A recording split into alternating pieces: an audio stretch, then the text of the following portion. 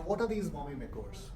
These are procedures which deal with correcting the problems in the abdomen, and they also deal with problems concerning the breast.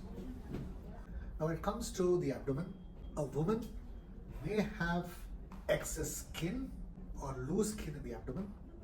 She may also have stretch marks. There may be an excess fat and also weakness of the abdominal wall, resulting in a full sensation. And some women may also have weakness of the abdominal wall. In our parlance, it's called divarication, and in a negligible few patients, they may also be having hernia. So all the procedures in plastic surgery which are dealing with the abdomen deal with these concerns which the woman may face after pregnancy and childbirth.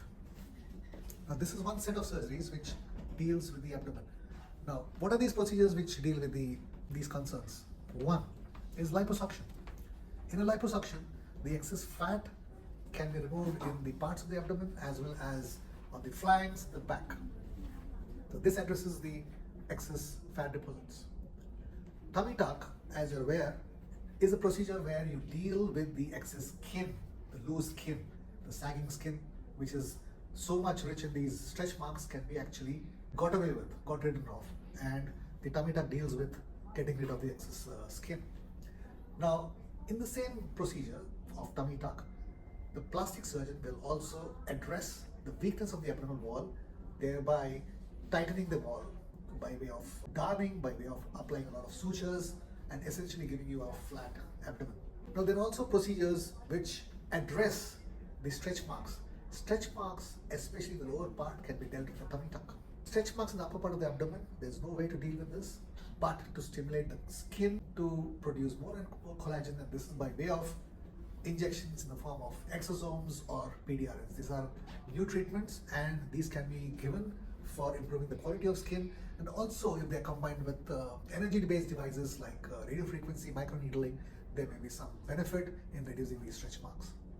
Now, when it comes to the breast, the effects of pregnancy, once they're gone, the skin automatically sags. So there's a loss of volume, there's also sagging of the nipple areolar complex, and also the shape is lost.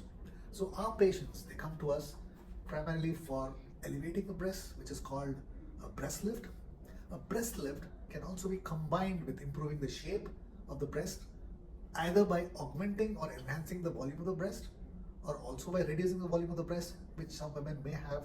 And in certain cases, you can also correct the shape of the breast, which may be lost by specific plastic surgery procedures. And all this helps in shaping of the breast, increasing the volume of the breast, or reducing the volume of the breast should the patient want it, and also to shape up the breast.